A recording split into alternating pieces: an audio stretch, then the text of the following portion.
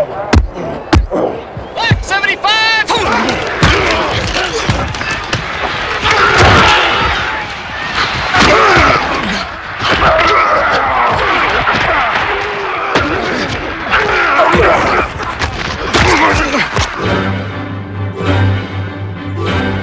From whistle to gun, there are enough major collisions in pro football to stock a junkyard for a century. Hitting is what separates player from player, one team from another, pretender from contender, and chumps from champions.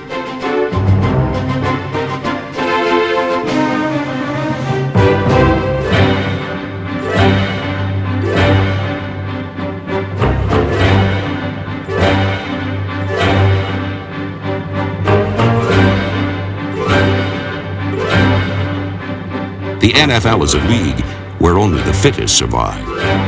A league where the meek do not inherit the turf. It is a game of thunder and destruction. That's what you gotta do!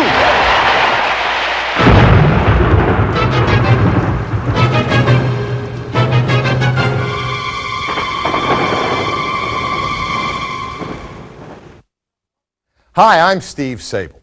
You know, fundamentally, football is a simple game. It's not a matter of matching wits. It's about banging heads.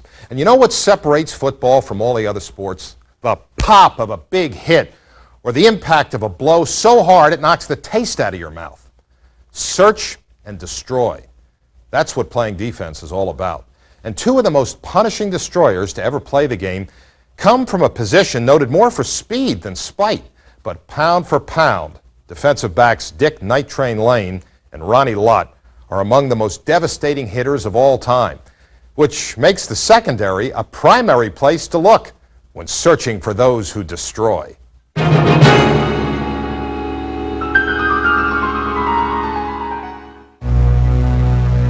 Isolated in the outback of the NFL, cornerbacks and safeties stand alone with their backs against the goal line. The secondary is of primary importance because the men who patrol it must do so with the desperation of knowing that they are the last line of defense.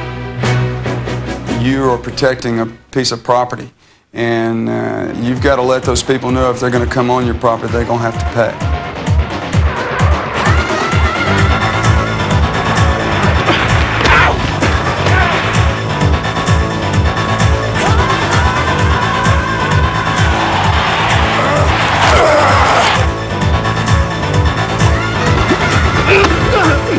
While hard-hearted toughness is a must, each position demands different characteristics. I think, in fact, there are three dividing lines. I think you have corners who have to play out in space. They are the guys that have to be able to run fast, to cover the finest wide receivers in the business.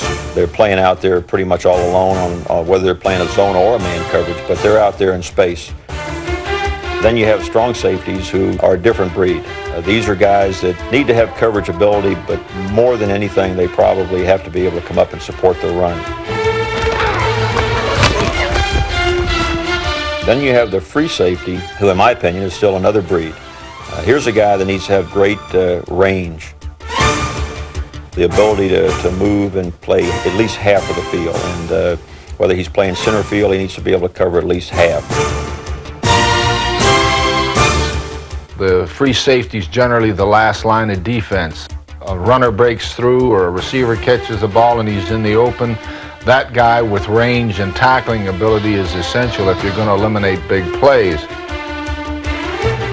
Most of the time he doesn't have a specific responsibility in terms of a man, but he's reading different things. He may be reading the center and the two guards. He may be reading the backfield action, and that's going to take him to the ball. And most of what the free safeties are judged on in today's game is how much they get to the ball and how quickly they can get there. Your progression starts in the free safety and works back towards the line of scrimmage.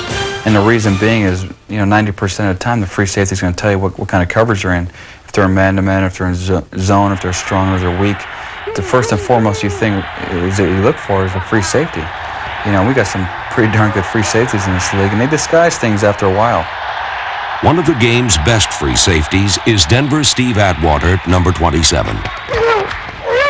Disguise is a big part of it, but also I have to make sure I don't disguise so much to where I'm out of position to play the defense. Hold up. We got nickel one. DBs, back up. Watch the screen. I do like playing little games with the quarterbacks because they try to play games with you. They try to look at you and determine what their play is going to be. A lot of times we get eye contact, and I can see that he's looking at me. I don't want to just line up in one spot and give him a chance to call his play. So I move around and try to confuse him a little bit. I don't know if it works or not, but I do it anyway because I see him looking. So it takes up some time, if nothing else. Steve, you're showing your 6 too soon. Okay? I can get up there and back it out. Yeah, move in. Get Stay out out there. and move back, and then come back up. All right? Don't jump in there real soon. He knows what's going on. Being able to support the run, that's a vital part of being a safety.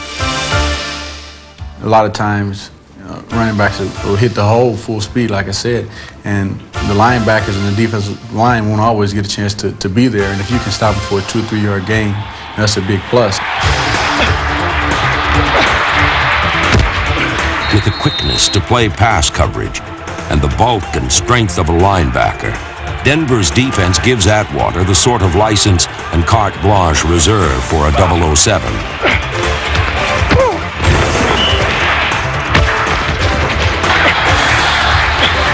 However, instead of a Beretta, number 27 gets the drop on opponents with exceptional athletic skills and unbridled enthusiasm. Throw it to me, baby. Throw it to me. I like having fun out there. Throw it to me. A bunch of different things get me excited. You know, I know one time a guy was hurt on the sidelines and the crowd was doing the wave. Work the wave on that.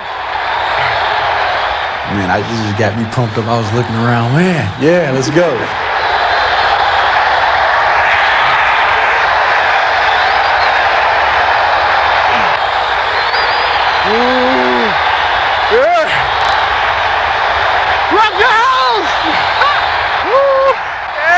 You have to make it fun. I think you play better when you're having fun.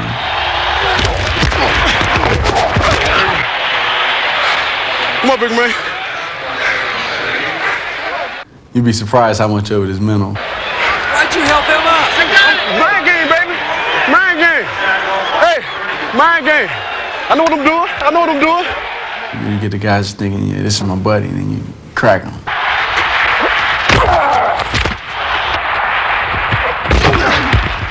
I don't know, you don't put that on tape. I don't want to give away my secret, but I usually just hit them and usually say something to them. Yeah, home team. Baby. Try to intimidate them because, you know, it does have an effect regardless of what anybody says.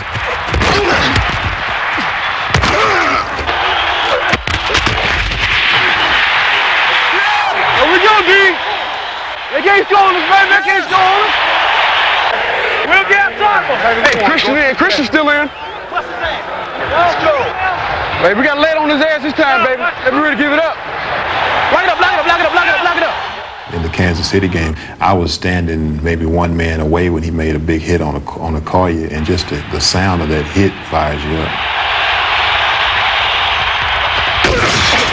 And all of a sudden, it was like, pow! And the running back went backwards. I was looking around to see who the heck made that hit. I should have known. It's the first time that I've probably ever seen a 260-pound back run into a free safety and go flat on his back. I mean, it was exciting.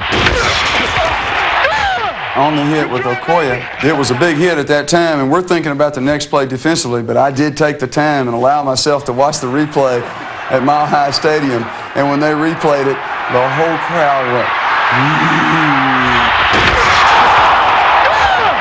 Good try, baby. Steve Atwater, exciting and punishing proof that in the NFL, the secondary is primary.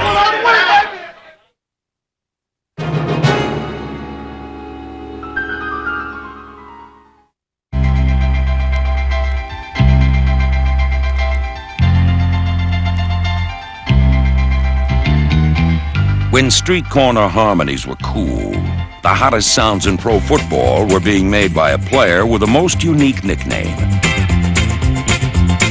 Number 81, Dick Night Train Lane played cornerback for the Cardinals, Lions, and Rams in the 50s and 60s. A dazzling, versatile athlete, the Train was a locomotive who pulled his teams to victory in a dramatic variety of ways. As a rookie with the Rams in 1952, he intercepted 14 passes, still the highest single-season total in NFL history.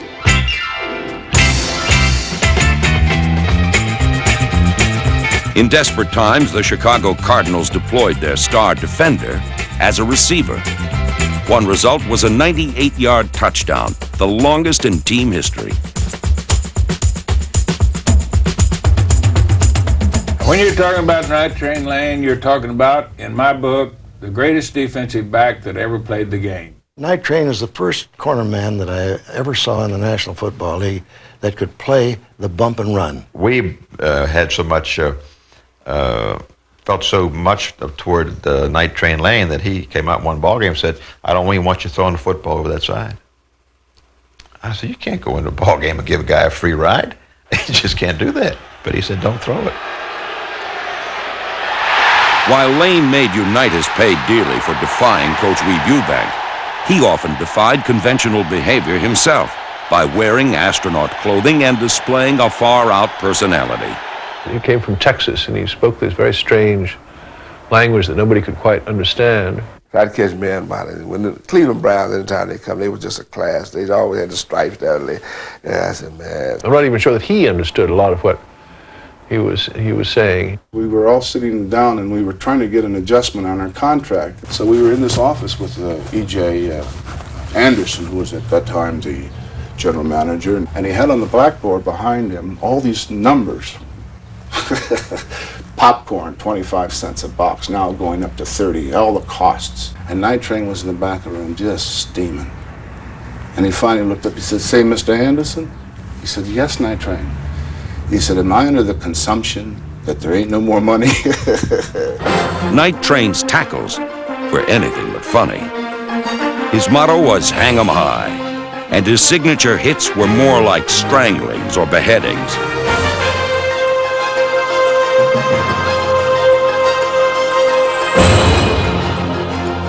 I know when he went to the Detroit Lions, and he was my opponent at that time, you got to think about it, because he hurt you. Oh, he'd kill you. Kill you. He wouldn't tackle you necessarily fair. It wouldn't be a fair tackle. They made a head tackle an outlaw because of Night Train Lane.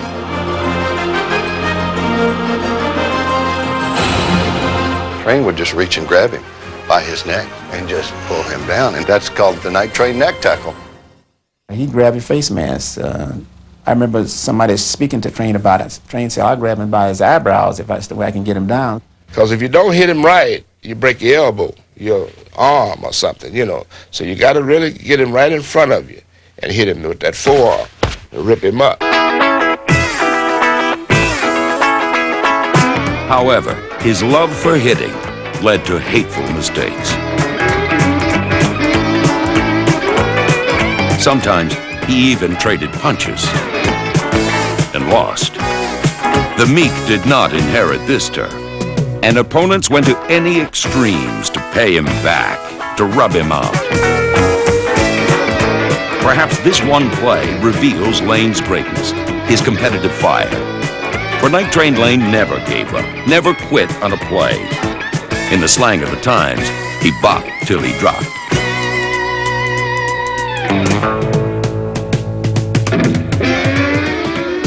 Probably even playing today, Night Train Lane would be as good as any cornerback in football. He had to be the prototype for what an NFL cornerback should be. He was one of the few players that hurt you every time he tackled you, Butkus being the other one. Night Train Lane was the hardest hitter of any defensive back in pro football history, and arguably the greatest player at his position.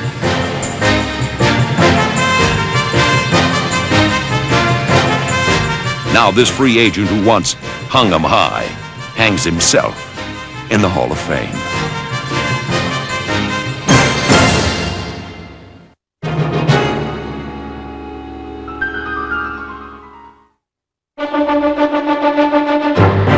Ronnie Lott has been a defensive star for the San Francisco 49ers from the moment he arrived as a first-round draft choice in 1981. He has intercepted more passes and returned them for more yards than anyone in 49er history. He's been selected for the Pro Bowl 7 times, 4 times at cornerback and 3 at safety. He is a gifted player, but not quite gifted enough to become one of the all-time greats on talent alone. That he has become one is a tribute to his tenacity and perseverance.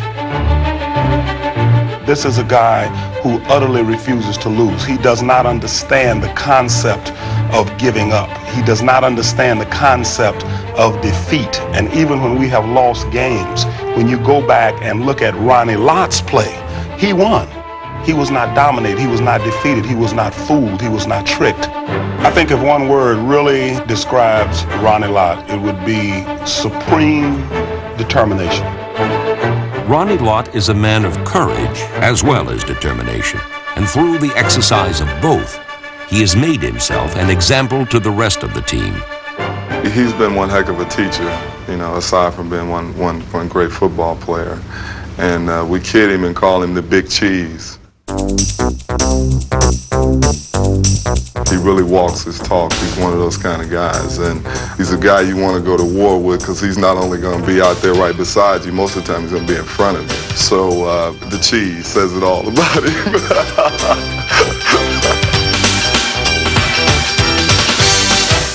As a defensive back, Lott lives at the frontier of instinct and reflex, where the difference between success and failure can be measured in inches and seconds.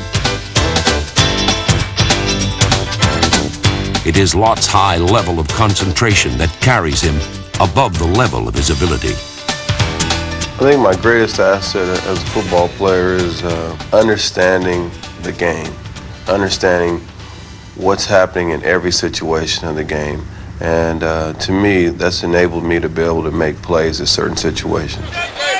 The situation, Super Bowl 23, first quarter, the 49er defense is under attack. The Cincinnati running game was dominating our play at that time. And Nicky Woods, each time he'd get the ball, it seemed that he was getting stronger. You could sense it. I was in the press box, and you could sense him taking over the ball game. If you watch all the films prior to that game, it wasn't one free safety that had came up and hit Ickey Woods straight up. Most of the people that have got good shots on Ickey were hitting him on glancing blows, not direct on, but from sides. So I knew going into this game that I had to deliver a blow. You know, I just wanted to come after him and make sure that he realized that it was going to be somebody there that was going to attack him.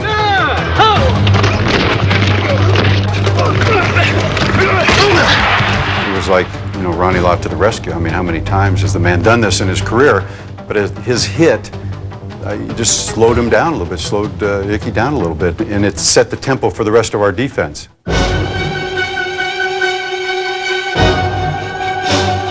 For 10 years, Ronnie Lott has set the tempo for San Francisco. He hit so hard and with such fury that some wide receivers cringe at the thought of running routes into his territory. Said one receiver, "He hit me so hard he knocked the taste out of my mouth."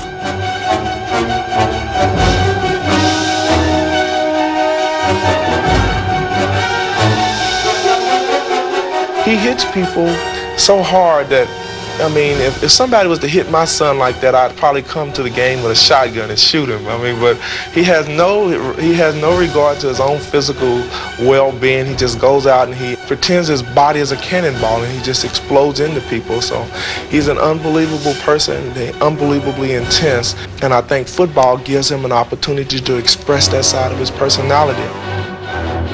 I think the hitting is very critical to my expression as a person and as a player, because what it exemplifies is the fact that I'm giving 110%.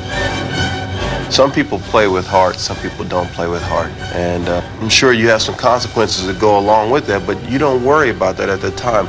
You have to find a way to give a little bit of yourself, whether it's giving yourself up, running into somebody that's much bigger than you, or it's, you know, doing something to sacrifice yourself for the team. To his teammates, Ronnie Lott is invincible. If not in the flesh, at least in the spirit.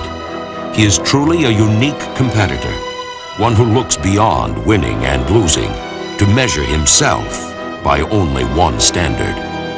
I think the way you measure it is respect. I've always said this and I've always believed in this, that when you walk off that football field, does your opponent respect you? That's the bottom line. And when you play football, the key is not actually winning, it's playing up to your standard. And that standard, it demands respect from your opponents, from your teammates. And I really believe that if you go out there and you can get some respect from your mom, your dad, your friends, the city of San Francisco, and your teammates, 10 years from now, the most important thing that you'll remember is that when you see some of these people that are in your life, they will respect you for what you did on the football field. Bottom line.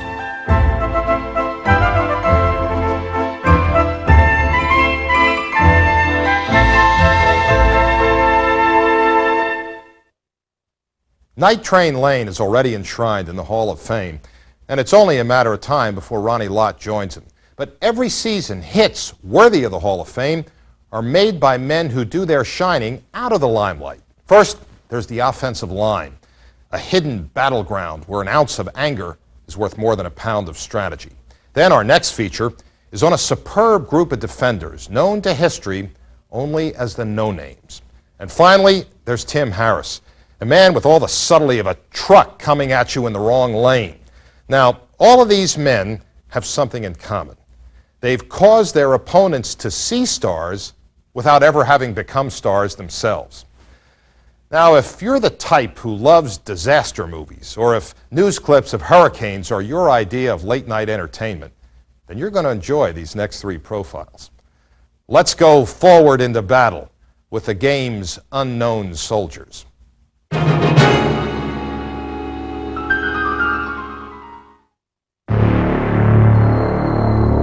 It has never been easy for an offensive lineman to achieve glory in the NFL.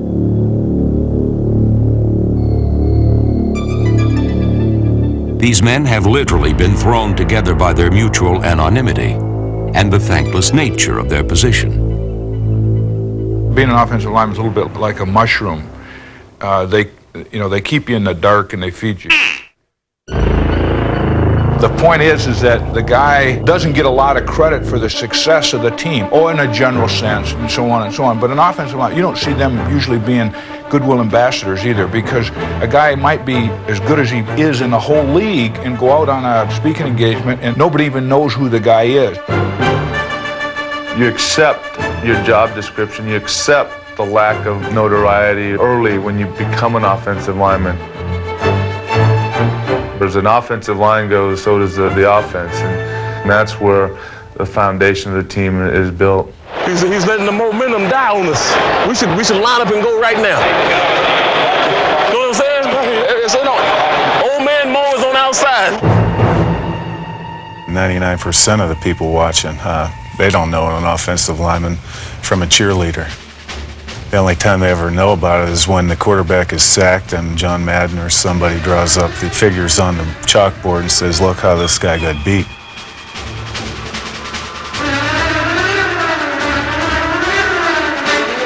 If you're playing bad, the nation knows about it.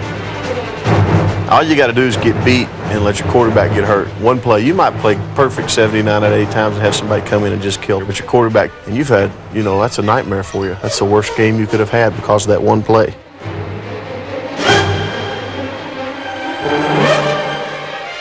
When you're laying there or whatever and you see him with a beat on the quarterback, you just kind of want to say, look out or something, but you can't, you want to say, oh,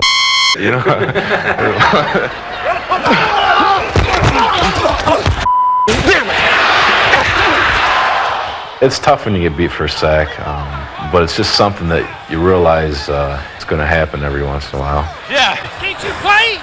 Huh? Yes, sir. Yes. To get somebody No, I can else. get in there. I'll be there. Get it. It frustrates you for a second. You get mad at yourself, I think. And then you just kind of have to try to figure out what you did wrong and then just block it out and go on to the next play, and you can't let it get you down. Hey, don't let that drive you crazy. What happened to you? I thought he was going to loop, and I set soft. Hey, that play's over. Yeah.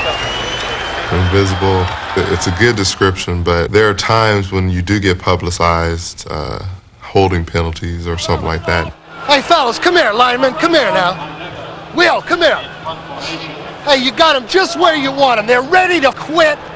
We just run for 2 first downs, and we keep giving them a holding penalty. Now get in the game, man. Did you hit anybody? When you're not, when nobody's there to hit, look around. All right? Keep that head on swivel if ain't nobody there to hit, right?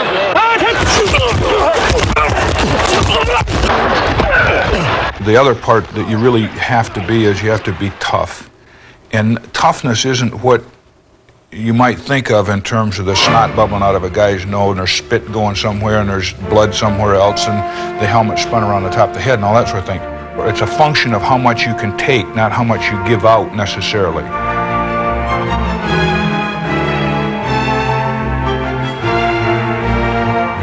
Every snap of the ball, they're hitting somebody. Constant smash face. I mean, that's all they do is just hit people. And so I would think that the hardest thing would be the toll that it takes on their body.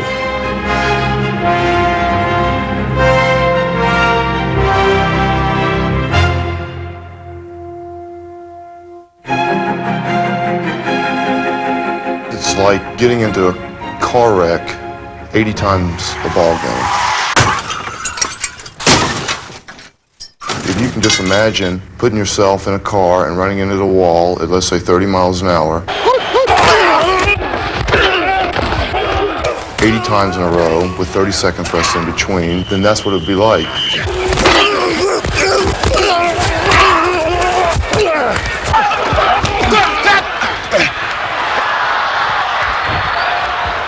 Did the wrong play? Don't do that. Well, not like that. I don't think I really hear anything but the things that I try to lock in on, like the quarterback's voice. You take him. Just the people around you. I don't really hear all the hitting or grunting or whatever.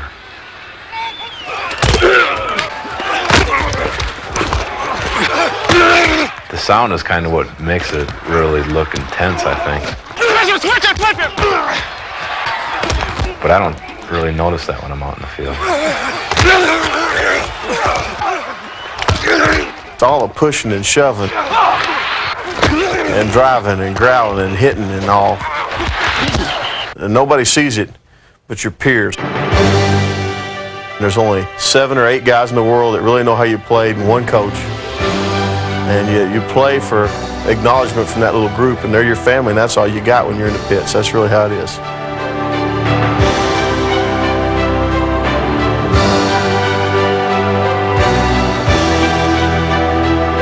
Only half seen in their small moments of triumph, offensive linemen exist in an intense world of diligence without reward, success without applause. They take great pride in making others famous, often sacrificing individual stardom for team achievement. The fun part of it is when you win. And we enjoy a win just as much as the Anthony Carters and the Herschel Walkers of the world. I promise you, we enjoy it when we win. I think we got him. All right. Good news. It has been said that the only 2 people who recognize an offensive lineman are his mother and his quarterback. Still, in the world of pro football, these invisible men are the difference between winning and losing.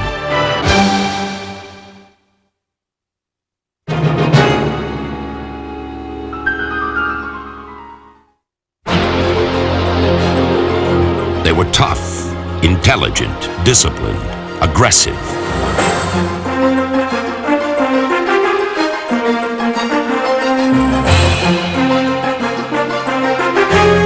They were hard-nosed, persistent, stifling, opportunistic.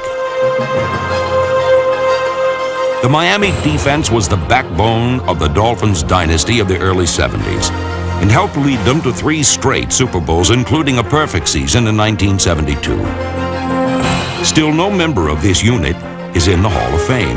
In fact, it was made up of a group of players so anonymous, they became known as the no-names. I think someone just wrote about the fact that they analyzed the defense, but as they looked around, they said it's really a no-name defense. And I think at first the players sort of resented it, but after a while, it sort of became sort of an affection for them. They really felt good about it. And matter of fact, I remember someone took a picture and put it on a poster, and it said, the no-name defense, can you recognize these players? And it had us wearing masks, little Lone Ranger masks. The most famous, make that the least unknown of the group, was linebacker Nick Bonaconte, though he hardly fit the mold of a premier defender. He was too small, and he wasn't fast, you know. And right now, if he were coming out of college and all of his stats were in the computer, I guarantee you he would be a reject. He would never get a chance to come to an NFL camp. But the thing that you can't measure with a computer is heart. That's what Bonaconte had. Plus, he had this tremendous leadership ability. He wouldn't stand for anything but best effort. He wouldn't tolerate mistakes by his teammates, and he never made any mistakes himself. Following Bonaconte's lead were defensive ends Bill Stanfill, number 84, and Vern Dan Herder, number 83, as well as tackles Bob Heinz and number 75, ferocious Manny Fernandez. But overall, the Dolphins weren't quite as physical as they were tactical. Defensive coordinator Bill Arnsparger was a mastermind who brought about the advent of situation substitution with the 53 defense, named for its key component, number 53, linebacker Bob Matheson. The 53 defense shows the brilliance of Bill Arnsparger. I think we ended up with a defensive lineman short, and Matheson was the biggest linebacker we had. So Bill puts him up on the end of the line and says, well, we'll rush him.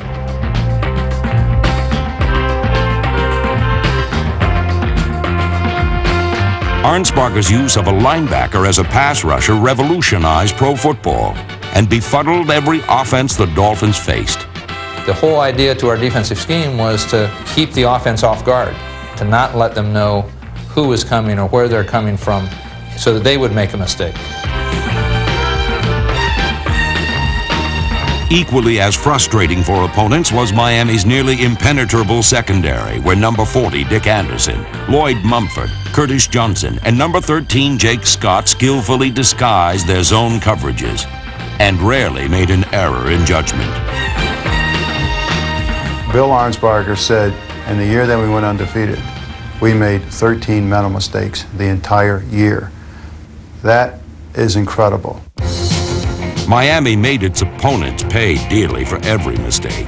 Yet perhaps no play better illustrates the Dolphins' defensive teamwork than a Dick Anderson interception against the Colts in the 1971 AFC Championship. It was a 62-yard return where our defensive players made 7 perfect blocks.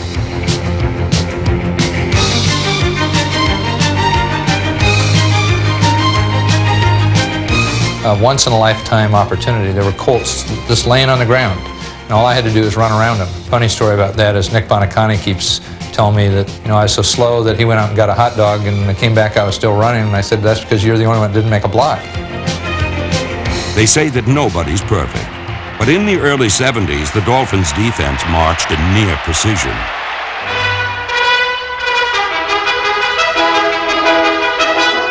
They were heroes whose identities remained a mystery.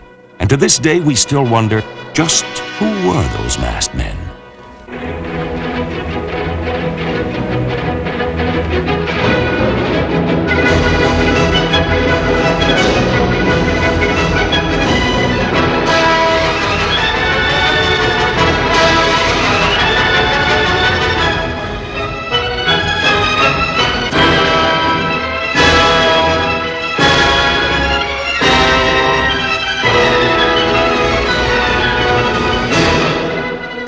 Individually, they weren't any names, but together they were the no-names. We didn't mind that term at all. We didn't have any stars on that team. We had a lot of great individuals that played as a group, and yeah, we wore that as a badge.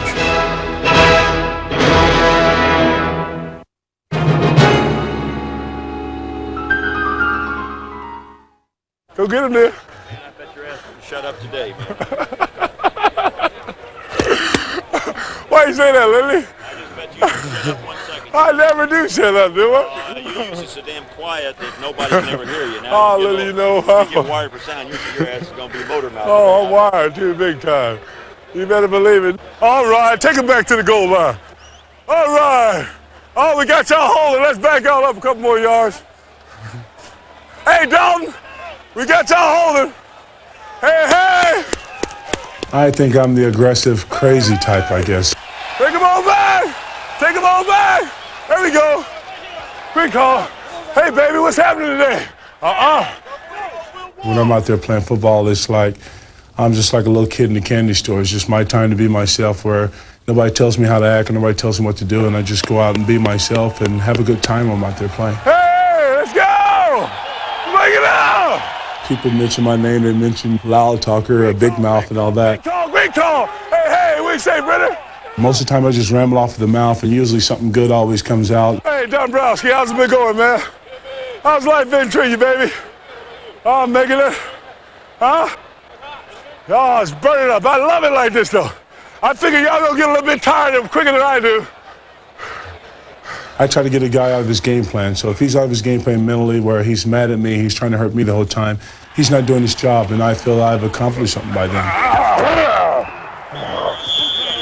What the f*** is that? Oh, Dombrowski, look at you, man. You trying to break my back, man? I tried, Timmy. Well, he does do a lot of talking out there. He's definitely not afraid to say what he's got on his mind out there and tell the players on the other team, you know, what he thinks of them or things like that, or what he's going to do to them. All day, brother. All day long. You know, some guys look at me sometimes like, hey, Harris, you never stop, you know, so I'm not going to stop. Hey, let's go offense, baby. Come on, let's move the ball. Let's get a first down on him. Tear him up, Sterling. Get him, baby. Look at him. He got fear in his eyes. Get him, Sterling. That's what I enjoy doing. That's how I play my type ball game. Hey, brother. Hey, brother. They gonna tear your up when you get back there on that wall now. They gonna tear your up, brother. They're gonna tear you up, 85. They're gonna tear you up when you get in that wall. You know that, don't you? Yeah, they're gonna tear that up when you get in that wall. Oh, here they go with the wade drill again when the offense is on the field. Come on, guys. Don't start the wade drill now. Offense is on the field. You're not supposed to do the wade drill when the offense is out there. No, don't do it now. All right, we get to play some more defense. All right. Woo! Coming on you, Cooper. Better keep them eyes open. He may lose some respect from the players by doing those types of things. But I think his actions, you know, speak louder than his words.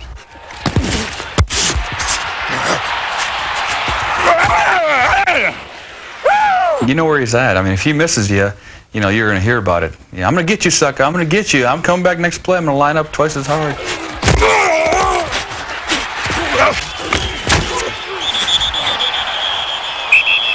I'm going to get you back. I'm going to get you back for that 79 Derby. I'm going to get you back for that Derby. That's right. You see it, you better believe it. See there? I'm going to get you back, Derby. Tim Harris is an opponent's worst nightmare. But his hustle is a coach's dream. What do you say, Rob Brown? Hey, baby, get here. Yes! I like the way Timmy plays. I don't find any fault with the way he plays and the way he demonstrates during the course of a football game. Who is that, baby? We bringing it. We bringing it today. Put his ass out of there. Oh, he'll spin his imaginary six-shooters and do those types of things, and he tries to get the crowd involved, which I think is good for our football team. And I wish we had more that had the enthusiasm about the game that Timmy has. Hey, guys. Are y'all through cheering today or what? I know it. I know it's a hot day outside today. Come on, guys.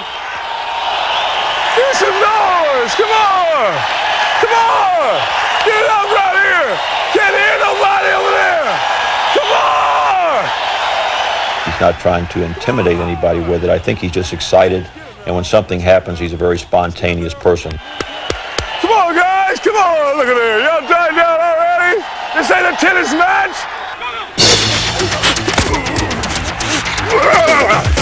My guns are just like American Express card. I don't leave home without them. I like those guns right there. Shoot them up all day long today. Shoot them up all day long. I don't see it as being hot dog or doing nothing like that. I don't do it for that reason. I do it just for me, just getting excited, you know, and I do enjoy the game, you know. Hey, Tice, I ain't see you all day, baby. How's it going? I don't look at this game as a job, I guess. I look at it as a sport and I really enjoy it. I feel that once the fun goes out of it, I think I'll be out of this game because I'm out here to have some fun and I really enjoy myself. Yeah, baby! You better believe it, though. You better believe it, baby. Yes! Woo! Hell yes! He just ran right into me that time.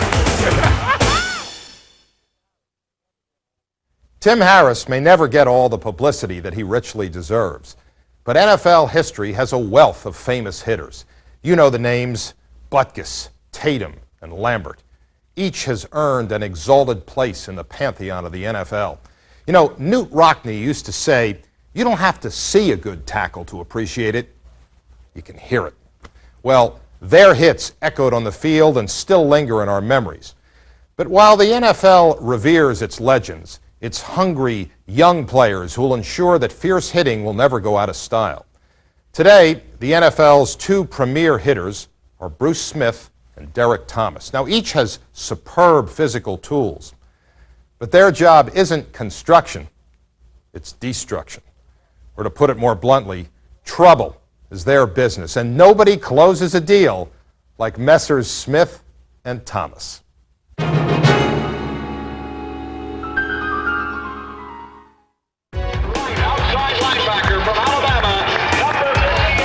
While the 80s belonged to Lawrence Taylor, the new decade will be dominated defensively by Derek Thomas. Certainly a guy who has all the qualities to rush the quarterback and a very natural pass rusher. He's got an air of excitement about him. He loves to play the game, and he plays the game relentlessly. You never realize how quick someone is until you watch film on them and you see what they're doing, and then you watch film on him and you see him just blowing by guys and them not even getting their hands on him. I mean, that's tremendous. Intimidating, ruthless. You love to watch this young guy go in the backfield and just cause havoc with quarterbacks. Something that they haven't had here in Kansas City in a very long time. And it's nice to see that there is someone who has that mentality of ripping someone's face off, and that's Derek Thomas. The only thing that would ever limit Derek would be himself. He has great skills. As long as he maintains a sense of pride, he can be an outstanding linebacker. Derek Thomas became an instant success in the NFL because of the highly polished pass rushing skills he developed at the University of Alabama.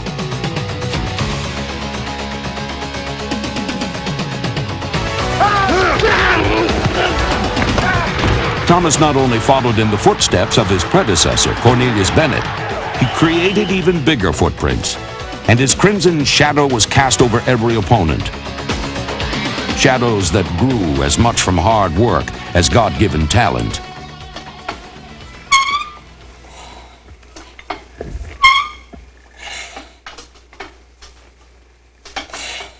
I can't even tell you how big my heart is because I consider myself as a winner, and I'm going to do whatever it takes to win.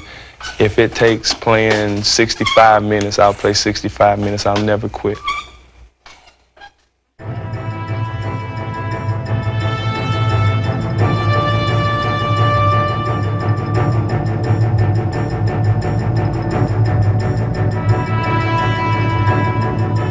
Pass rushing to me is like a back getting the ball.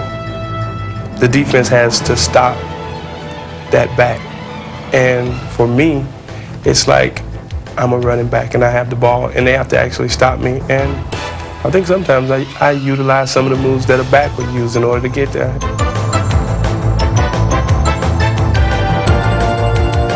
You get to that point to where you say, well, he's in sight. And at that point, you just lock him in and go for it. The highly motivated pass rusher registered an NFL record 30 sacks in his first 2 seasons. In 1990, Thomas sacked quarterbacks 20 times. And on November 11th, he set an NFL single-game record with an amazing performance against the Seattle Seahawks and quarterback Dave Craig. Shotgun. He's back to throw. Hit at the goal line. Ball charged free. Fumble. Recovered by Kansas City. Touchdown, Kansas City. Oh, what a play!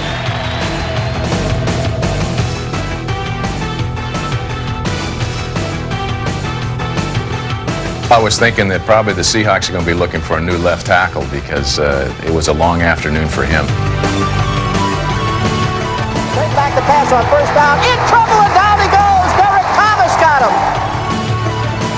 After I got the first two on my first two rushes, I had 2 sacks.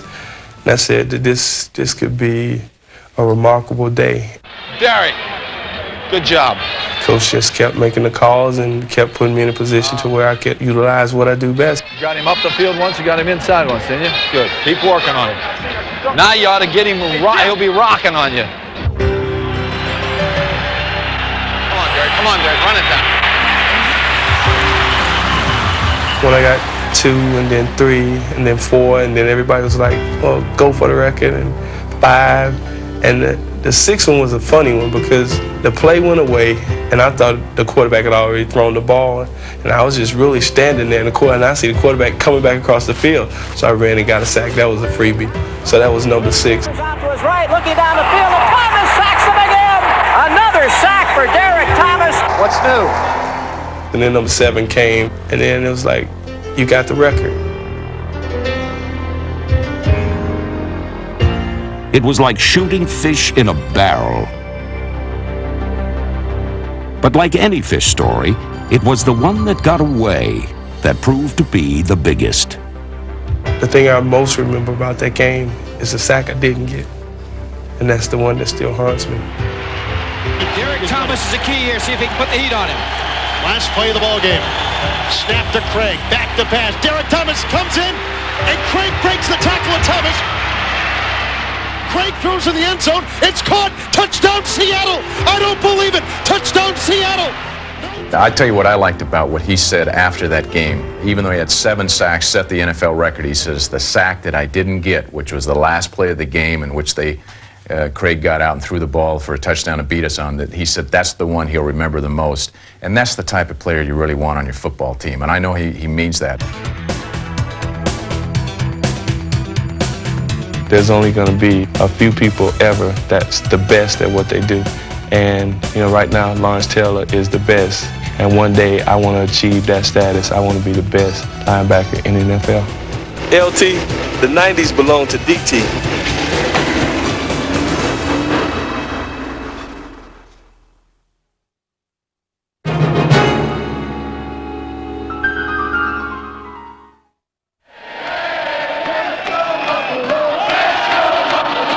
In Buffalo, the fans' favorite chant is, and their favorite player is Bruce Smith, the most dynamic defender in the NFL.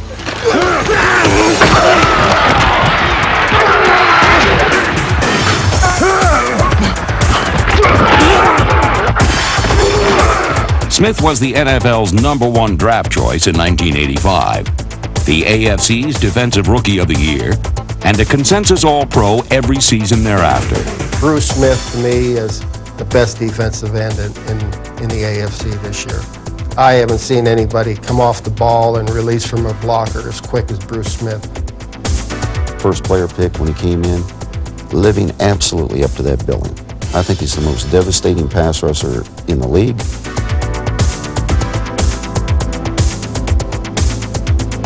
Smith demolishes pass pockets and destroys quarterbacks.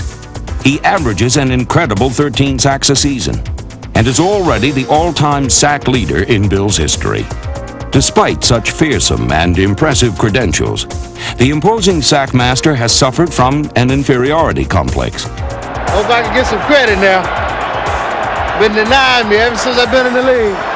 To me, he's the best defensive lineman in football today, and I don't think that I've ever seen anybody with the power and the speed and the ability to play both run and pass as well as he does. Most great pass rushers are not great run defenders, but Smith is that rare notable exception. He is not easily trapped, suckered or lured into dead ends, for it is he who becomes the end of the road for running backs.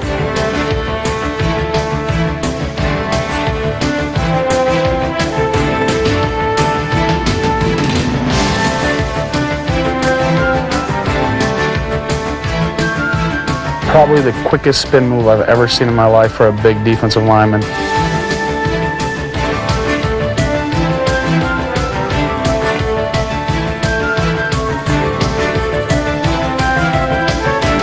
I tell you, I've seen some of those spin moves that he's done on linemen, and I'm glad I'm not a lineman.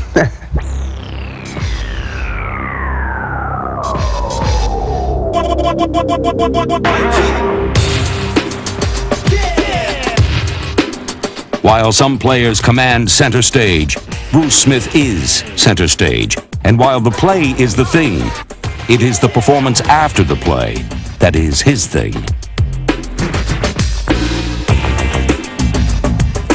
Like the postman, Bruce Smith delivers in any kind of weather. It may be cold in Buffalo, but we gonna heat it up, baby. And when he delivers, his tackles bear a very special step. Oh, I forgot. Hammer time. Hammer time. Hammer time to me is big plays on defense.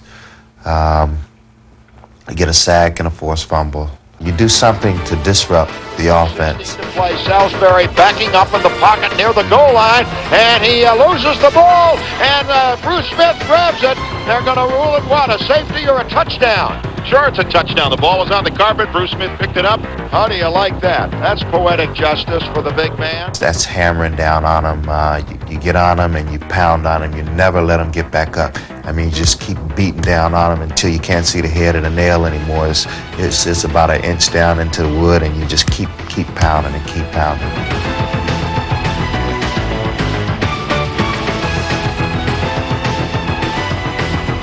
Perhaps no player his size has ever been so agile, so nimble, so graceful, so utterly inescapable.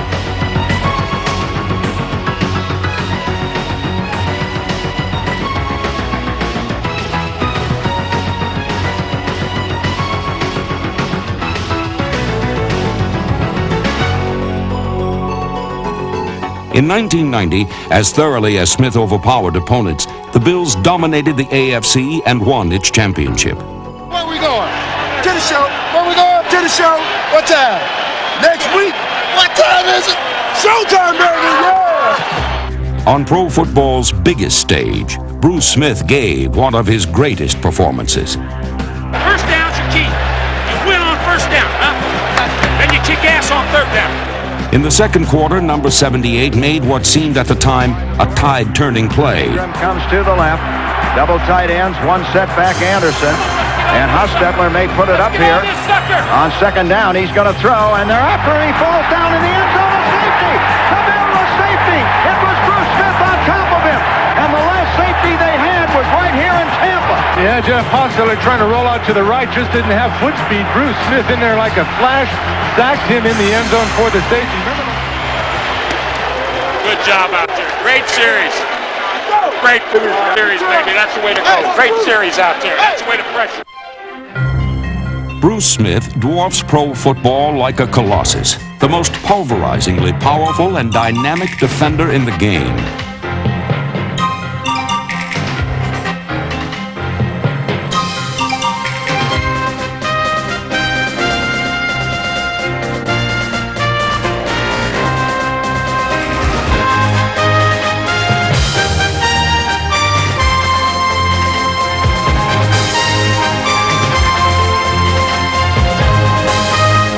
Is he the best defensive player in the pros?